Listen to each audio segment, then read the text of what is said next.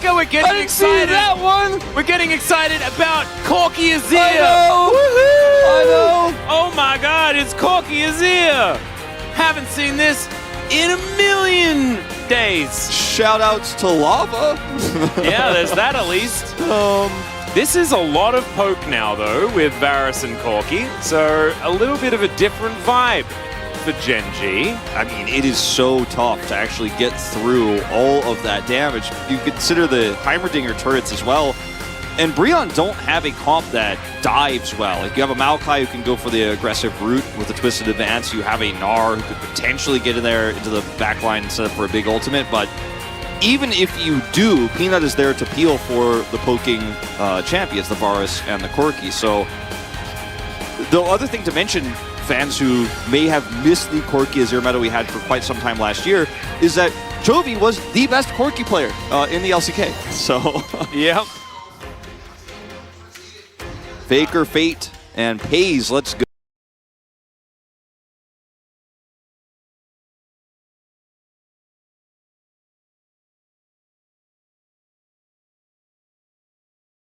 Oh, interesting.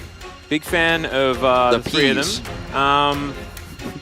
Because that's all Faker, spelled with the same names. Yep. And Faker also going to be playing immediately after this. Fate not playing today. He's playing... Actually, no, he is. Is he? No, he's not. Wait, what? Sorry? Fate is... Yeah, he's no longer on Kwangdong Freaks. He is no longer on Kwangdong Freaks. It's Bulldog. DRX. Bulldog is going to be playing later today. I was just wondering why he... Because all of them start with pay. Yeah. Like Pate, Yeah. Pays, pay call. So I guess that was the theme. That was his theme. It wasn't people playing today. It was just names that he could rhyme together. Interesting stuff. Let's hop on to the Rift.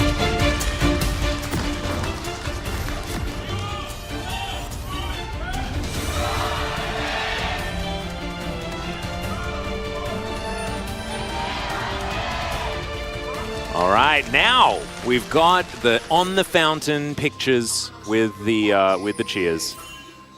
We got it. We got it this time. These are the things we're hyped about these days on 13.1, you know? Straight up. We take what we can get, you know? We're super hyped about fountains, and we're really hyped about Corky Azir. We didn't talk about the comps that much more. We were just kind of like, oh, look at that sign over there. Yeah. I mean, the comps are the comps, right? Bro have... Yeah, I mean, there's a Jhin that's not all that normal, but that's otherwise, we know exactly what's going to happen there. Gen G picked Corky. Cool.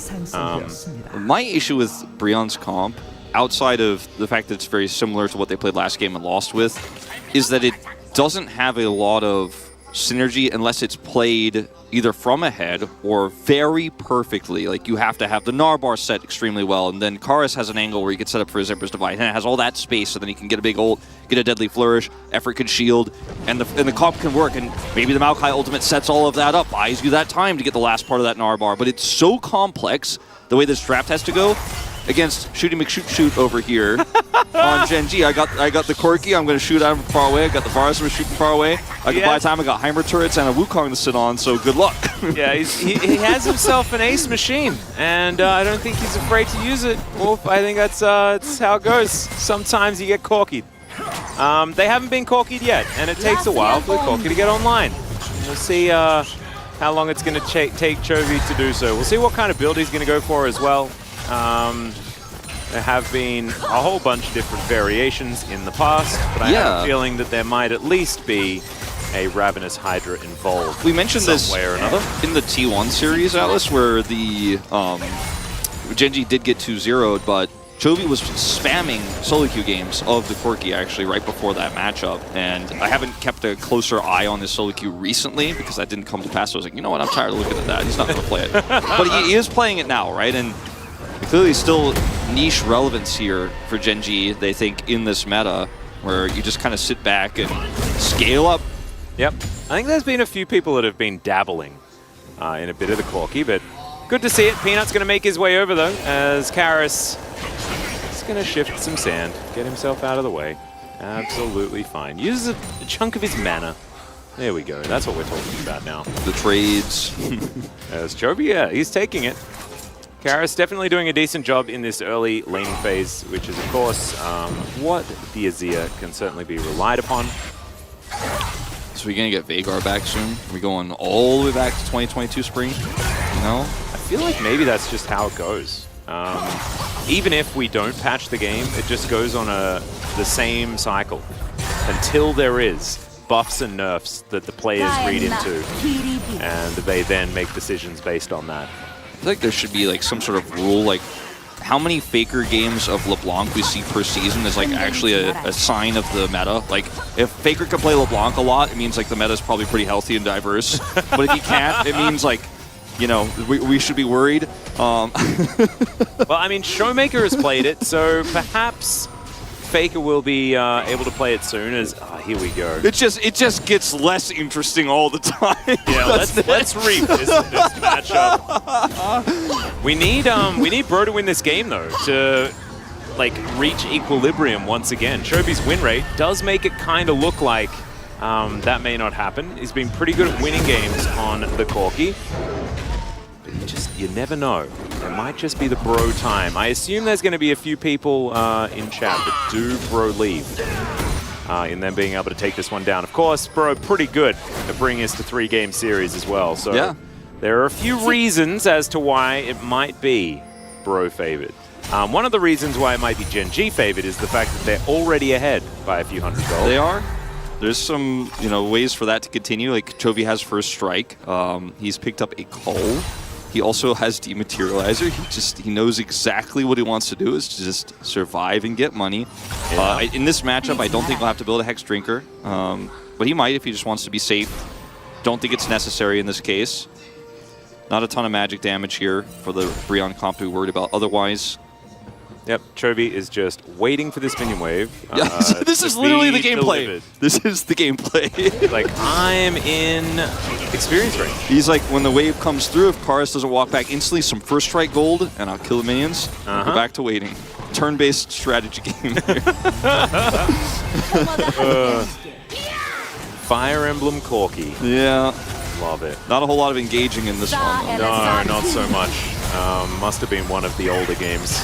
Fire Emblem Valkyrie to disengage. Yeah, like how many houses are there? Because that certainly had some downtime in it, that particular version.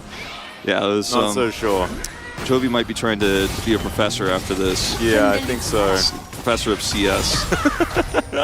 I'm not talking about computer science. I think he's already got a PhD in that one. I don't know.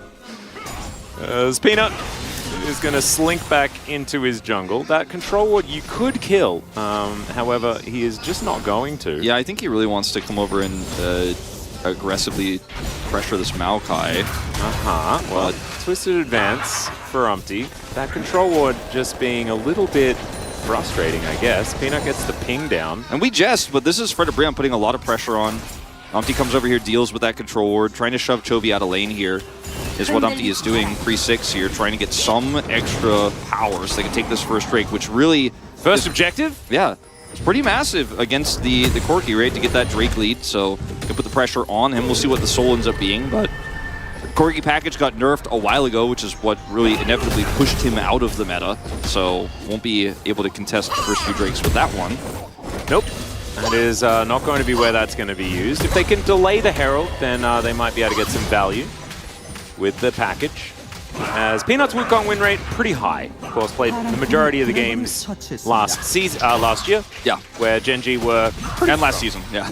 Yeah. It was, yes, of course. Both of those things were true. As, all right, Grenade will connect. A lot of damage onto Effort here as level 5 was hit, and oh, the last B will connect.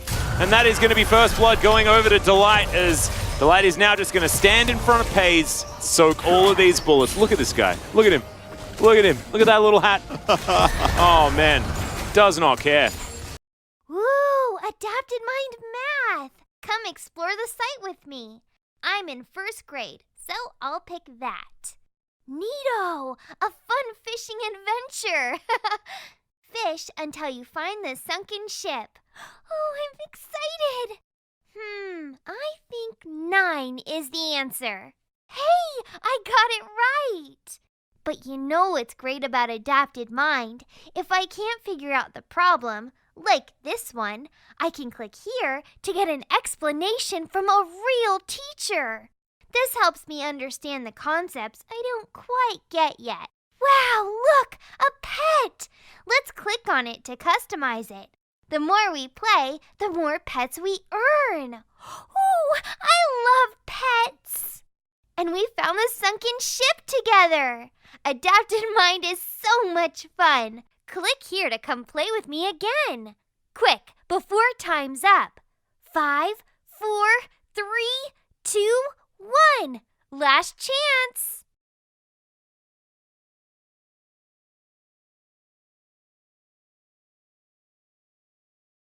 My job is to make college easier because students have a lot on their Sorry, Coach. plates. Like Harper, an econ major who piles on the pressure. Grammarly can help her stress less.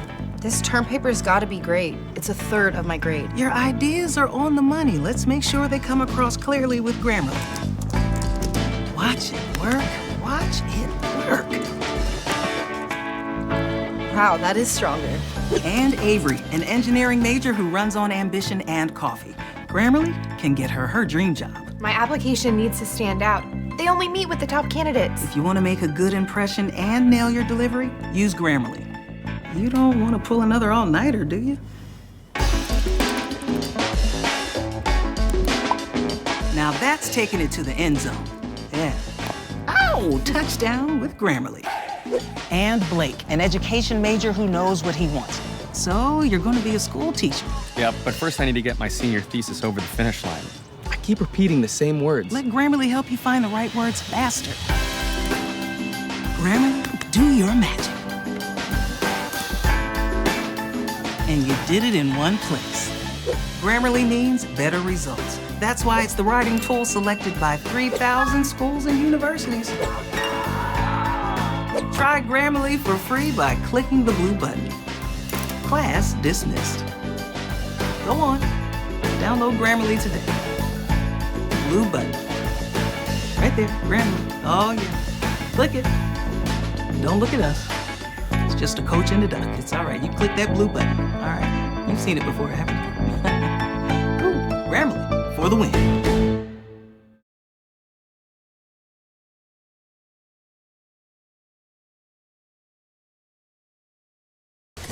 I like the wait on the last shot as well. That was really good. Just, you know, Henna's sending a message.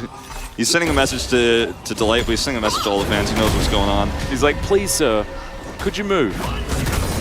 We were friends once. Did you move? Remember? I didn't think so. Yeah. Well, effort rotating over here, going to try to help clear this vision and set up for a first Herald contest, as this is the moment where Brion can turn a first Drake into, if they win this upcoming fight here, fight early, and maybe some extra plate gold.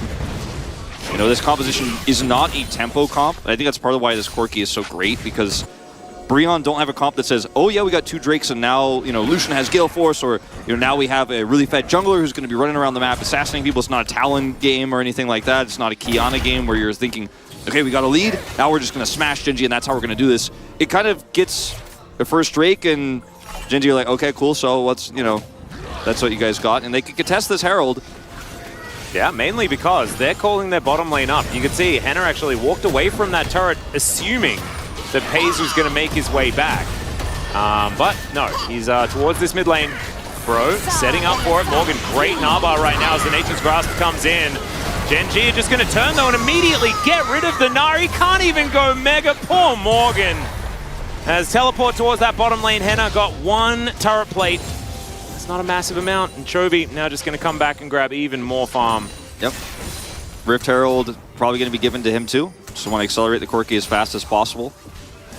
Paze, also a great candidate for this. You really just, the only person that's not going to get that much out of it is Doran.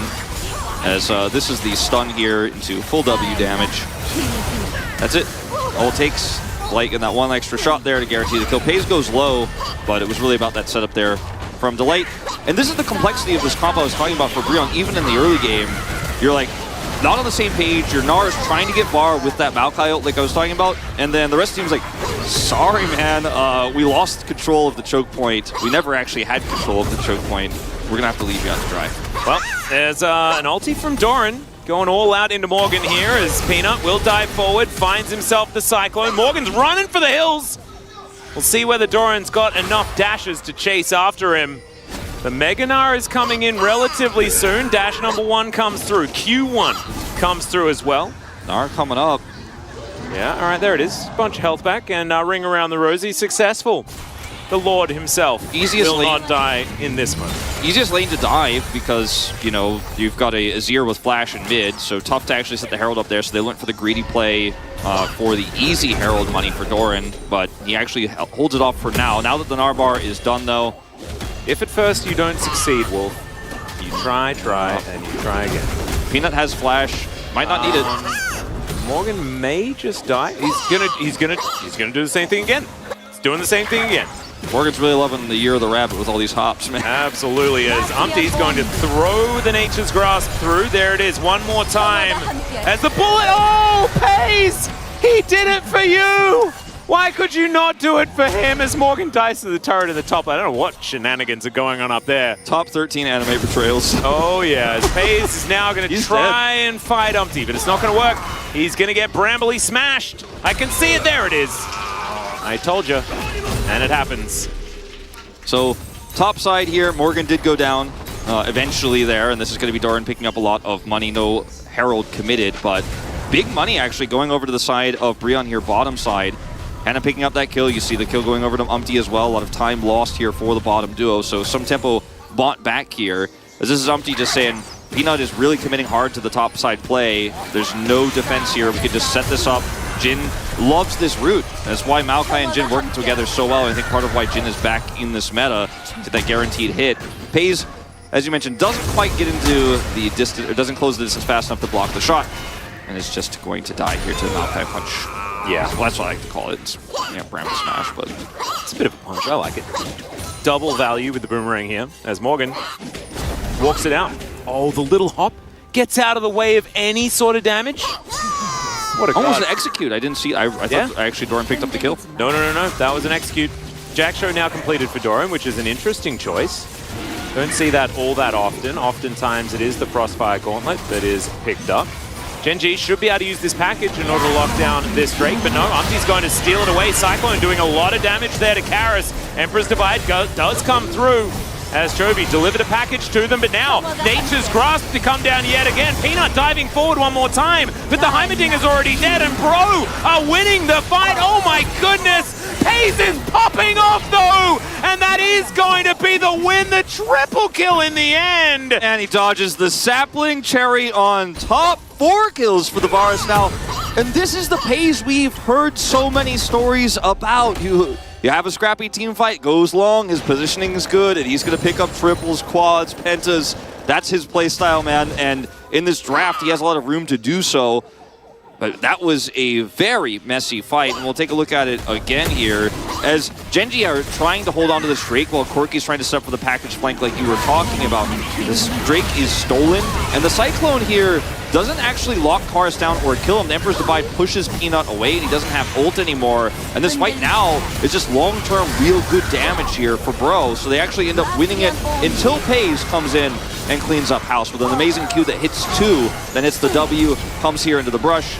That was actually so well played by him. Looking back at it again, hitting that double Q there was so huge. Gets away from the sapling.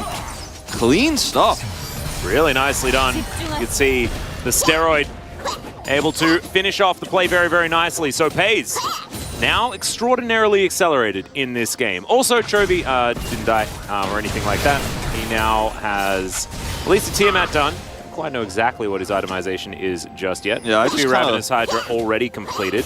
Yeah, just wait and see. Yep, it is. Yeah, he's got that one, and Cole completed as well. Tier coming through, so Muramana will be the next item of choice. Well, there is the all-out onto Morgan. His Nabar is relatively high, but he's not going to be able to use it. That is going to be Peanut picking up the kill, and this top lane is going from bad to worse for Bro. Yeah, he's so far away from that Cole too. Purchased it, and he purchased it late, hasn't been able to do anything with it. He's going to lose so much more health on his turret. Doran is deleting minions to your top side. It's a cannon wave, so you know, I guess count your blessings. Morgan has TP, but he's not TP into this turret. Yeah, and because it's a cannon wave, it's like, yeah, you may not lose the wave, but you will definitely lose the turret. Yeah. And it is certainly bad news. Peanut is in a, you know, state in this game where he's got so much agency because of that top push that he can actually continue to at least continuously visit the top lane and ult the Gnar and kill him. So. Yeah. Pro, though, after being able to secure the dragon, have got their second objective for the series, which is 10 out of 10, but also just sole control over dragons so far this game. So if they're able to steal another one, then that is certainly going to be huge, especially with Infernal Soul now on the table, as this was all out coming through the Cyclone. I mean, Nimbus Strike didn't even need to be used there by Peanut, so a very dead orange buff towards that top side. Yeah, just didn't know where Doran was. Is up caught greeting for the wave that far out. This gets punished for it. Oh, the complexities of these ganks and these picks are just not really there. You know, they're pretty basic. It's just a composition problem here, and the Wukong is getting value. As the Gnar just doesn't have safety unless Maokai is there, but if Maokai is there, the rest of the map completely opens up, as this is going to be another Rift Herald here for Gen G. Yep. Not going to be out of challenge for that one, especially with Umpty towards that bottom side of the map as Delight setting up a trap.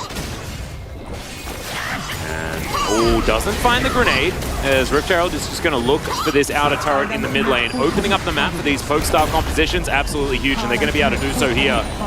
Morgan goes Mega, finally allowed to for what feels like the first time in a long time. Doran's PvE now. He's just going to keep killing the turrets, so like, yep, we got another charge. Yeah, what is he playing, Alawi?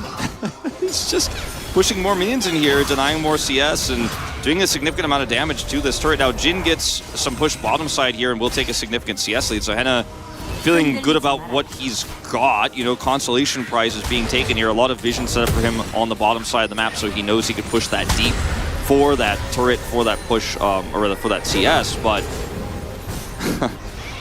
the good news for Brionne is the 2 Drake lead that you mentioned, and it's a valuable one in Infernal Soul. This third one spawns. The bad news is I can't imagine a world in which they win this fight. Chovy not going to have package for this one right now, and see if Brionne can make this happen and force that soul point. If Gen G will even give them the fight, because they're not set up. Yeah, teleport from Morgan, though. Doran and Chovy on their way over, as Gen G might be too late to this. It's going down extraordinarily quickly. This could just be Soul Point, as there we go. Emperor's Divide is going to try and push them away as Bro look for the escape. But Doran, he can take anyone out of this fight, and he will pull Karis over. 2 of them already dead. Karis follows suit, and now Henna is running for the hills. Morgan also, he's very used to trying to escape as his former teammate is bearing down on him. The Gnar is going to come through, though, as he tries to crush himself away, and it looks like he will do so. Doran also going to struggle here, as that bullet is not going to find the Cassante, and Morgan will survive. Doran's having a great game, and with the Jackstraw build that he has, he can just go so deep like that and set up for the flank play. And I want to remind everyone, this fight was done completely without Chovy. He was not here at all. He's still not here. He's still not here. And look at Doran on the side here, 2 levels up with Jackshows. He does not care about any damage, and unfortunately, Brionne too far deep. Peanut, that Cyclone Flash, just beautiful. Yeah, he follows up the all-out. And Chovy's like, I want to be relevant in this fight. No, you weren't. It's okay. Yeah, wasn't actually able to lock down his former teammate there, so Morgan gets away, but 3 kills. Soul Point there for Bro. Definitely great news. I kind of thought that Gen G would be able to retain enough control to claim the rest of the Drakes. The good news for Gen G fans in that case would have been 4 Infernal Drakes is a lot of damage, like a lot, mega a lot, super duper a lot of damage. They still have a 6,000 gold lead though. Muramana is done. Chovy finishes off his Sock Shoes, and he's extraordinarily strong. He really is, and I expect that when the soul point, or rather the soul fight happens, he will be there for it, and he's going to be doing a lot of the damage. And for Brionne here, this fight setup was fairly greedy because they couldn't obviously stop Doran at the same time as holding the Drake aggro, but they can't give the Drake to Gen G and lose what momentum they have in terms of objectives. And because this Cassante is just so big, there's not much you can do as Morgan in this case to shut him down. And like I said, you have to manage your Narbar, the complexity of this draft. And when you keep going back to it, it's just really hard to execute here for Brion.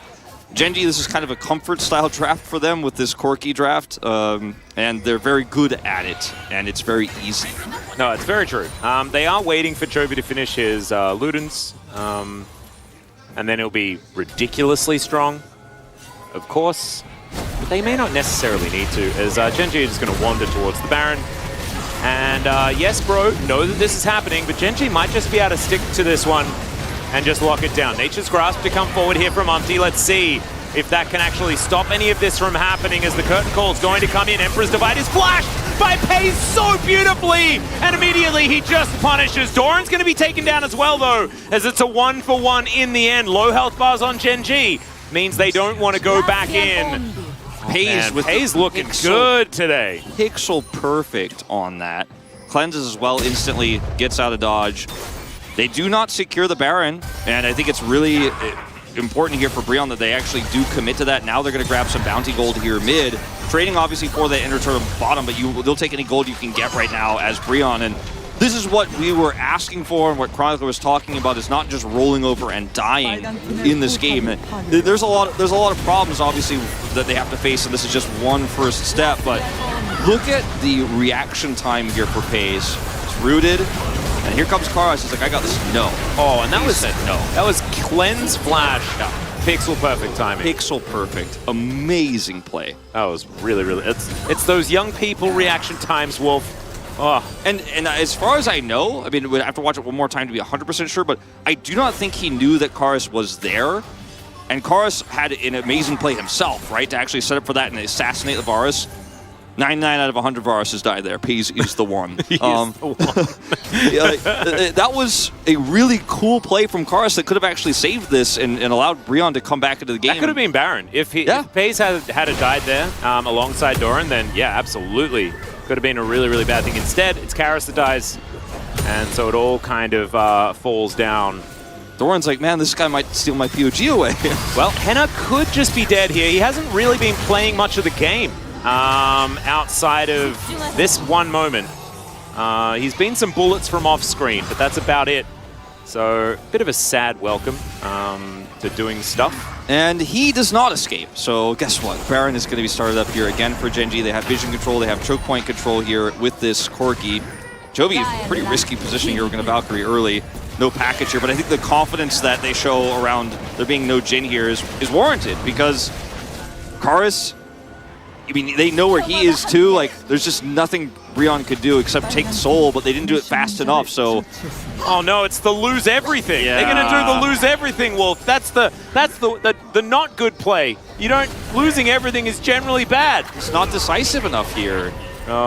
It is kind of Genji picking on the Fred Brion weakness, which is that indecisiveness, which is not being able to make the risky plays as Umpty caught in a very predictable position. The all-out comes in, Peanut secures the Drake, and then they take down the tree as well.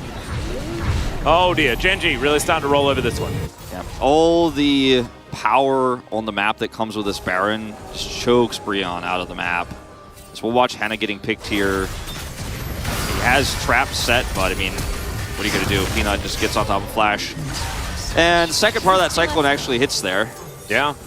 You know, I think he dies either way, but just insult to injury is all out onto Umpty, who's trying desperately for a steal here on the edge, so he just gives his life, hoping for... Doran almost delivered Umpty to smite range, which could have been an absolute disaster. He wanted to have his Willer moment, you know? Yeah. Not to be the case, though.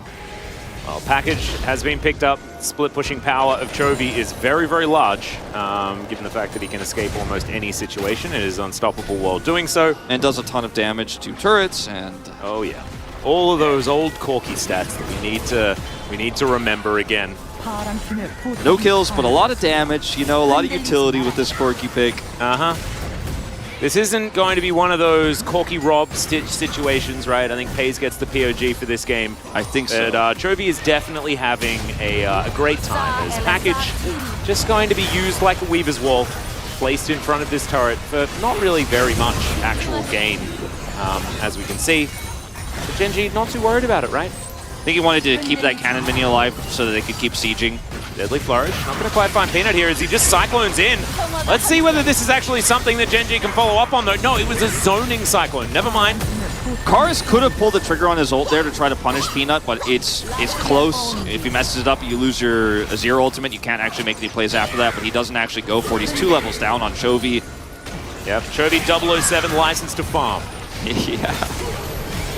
And he's been abusing that He's line. rich. Yeah, quite a lot. As Morgan, that's a big old Naba, but he is going to hop away and not into the fight. Peanut. Warrior Trickster's out of the way. They're putting that GoldenEye game back out, you know. It's pretty, Chovy is giving shout-outs to that. No, I think so. I think so. He's going to play online with his best friends. He's almost unlocked the Golden Gun affix, where he just one-shots everyone. Well, Chovy always sees his opponents in DK mode. Their heads are so big. Like, that's how he sees the game. Oh my god. Do you think he plays with paintball? Probably. I like playing with paintball. You know, he wants to know exactly where his shots go so he can improve. Yep. Oh man. Do you reckon he plays as Moonraker Elite? Maybe. Or is he an odd job player? You know? He lets his opponents play odd job and then still beats them. Yeah. Oh man. All right, Peanut. He gets spotted. Doesn't hit the ward. He instead decides he wants to go in 1v2. And you can't really blame him as he's extraordinarily strong. Ludens is complete here for Chovy as, oh, the knockup! Morgan is going to be able to find Peanut though, and I think he should die. No, never mind. Peanut's immortal. Umpty's going to go down extraordinarily low. Bro are so far behind, they could land everything, and it doesn't even seem to matter. Yeah, this is just oppressive Gen G. Really clean game from them. It feels like we took a time machine here, and yeah, it's not Ruler and Lehens, but it's a Chovy Corki game. Peanut being supportive. Doran, really nice plays around those objectives. They won fights without Chovy. Yeah. And it's still just a wash here for Fred Brion. I mean, 3-item Corki, 1.5 for Karis. Still hasn't actually finished that Void Staff just yet. And Karis is having a bit of a nightmare of a series so far as well.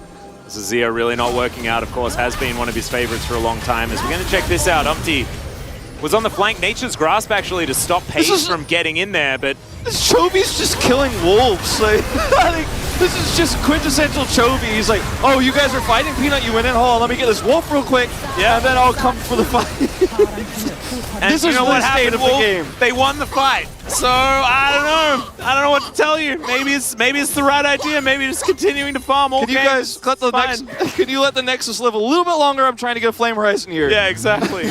Well, he's getting pretty close to that as well, as he's not that far ahead of the clock, as we can see, but definitely an extraordinary amount ahead of his opposition. As Umpty taking a fair bit of damage there, but Pays mainly focusing on clearing out these wards. Yeah, he's got a little bit of armor pen to deal with the Gnar, who's not really that tanky, frankly, in this game, but he's got a stopwatch too. He's unkillable. Like, look at how much armor Umpty's stacked up. Oh wait, 0.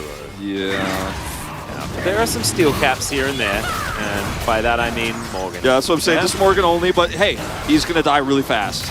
And look, buying a Last Whisper when champions are above a certain level, and definitely at the level they are now, is always going to be worth it because you naturally get armor that needs to be mitigated. It's true. Maximum damage. Yeah, that's true. Plus, the Gnar is the biggest problem for them. The only way an engage starts off here for Bro, unless it's Karis, who's just too behind and too squishy at this point, is Morgan having a perfect Gnar bar and sneaking around and getting on top.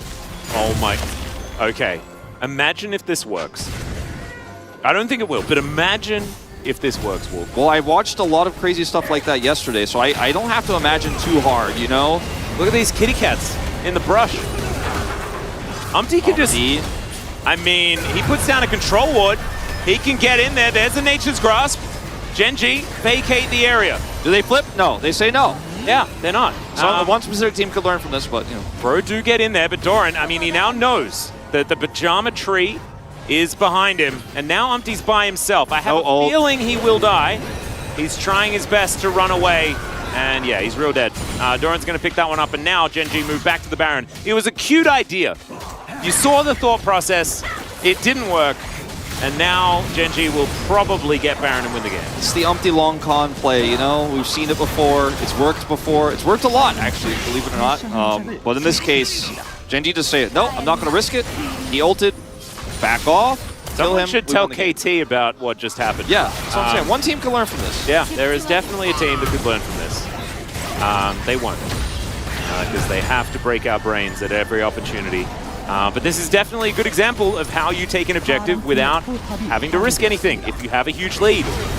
And Genji playing it beautifully, packing out in hand for Chovy. Kars just disappears. Yeah, he takes so much damage.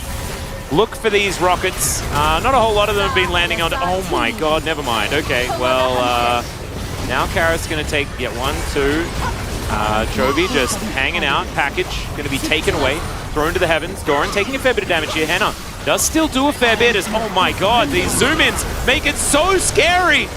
Oh god, okay, curtain call comes in, only one bullet goes out though as everyone's on the fountain. There is the flash to immediately follow, but it's not going to be enough. Karas finds a decent ulti as Pays goes golden on the fountain and survives as the Nexus is not so lucky. Genji, 2-0 over Bro. Doran is grabbing his jacket so fast, he's ready to go home. Genji with an absolute masterclass in both games. That was a shellacking, Wolf. It really was, and it's not a series we'll glean too much from, but Genji did look clean. They showed us the Corki pick again. Chovy's been spamming this in solo queue quite a bit. Umpty giving Delight a big hug, of course, former teammates. Very, very cute. And Delight having a pretty good series here. Did get picked on a little on that Heimerdinger in game one. But this time around, I swear it felt to me, Wolf, right? Like Genji kind of said, well, Brianna just not doing anything. So let's just play Corki. Let's just play Corki, man, and we'll just watch them not do anything and win the game. It does feel reminiscent of how a lot of teams tried to battle Brion in the past, and then Lava picked up the Corki and he was playing it a lot, but I think that this was the reality check that all the Bro-Leavers needed, and I am, as a fellow Bro-Leaver myself, not an anti-like chronicler, but yeah, because you're a top 9 believer. Yes, I'm top 9. He puts him bottom 2. Yeah, pretty messed up. But yeah, it is pretty messed up. I think that the way that this is framed, if you're a Brion fan, is look, we had a great start to the season, but there's still a lot of improvement that needs to be made. We are, sitting on the top of the standings until today, and that's all fine and good, but there were glaring issues in those last series they took. They were on a 2-0 lead, but it wasn't clean, it wasn't perfect, and their first real test is a big reality check, and we are going to have to see some improvements made before their series later on this week. A lot more decisiveness, and we saw that in the other series, just not so much here. No, we didn't. And sometimes, Bro they feel a bit timid on the day. Sometimes they come out like firing on all cylinders, but I think the expectation got a little bit high after their couple of wins. This brings all those expectations back down to 0, and now Umpty can surprise us all again with another victory. We'll see whether that is going to be the reality here, as of course Genji, they were our 2022 LCK Summer Champions. This is a team that only really replaced their bottom lane, and yes, that is a huge deal, but that means Peanut, Chovy, and Doran are still there. And a team like Brion, it's going to be difficult for them to fight this squad, especially when Pays has such a great performance like he did today. And exactly, that's you took the words out of my mouth, because when Pays plays this well, apart from this one, this was the unfortunate one, but we can let it go. Besides this moment, you take nameplates away, and I've said this before, you forget for a second that it's not Ruler and Lehens down there, right? Delight's playing well too, and we're going to get a replay of that incredible moment where he flash cleanses the Azir ult, but most of the game was played around topside here for Genji. Doran took the lead, pushed that topside super hard, had a really nice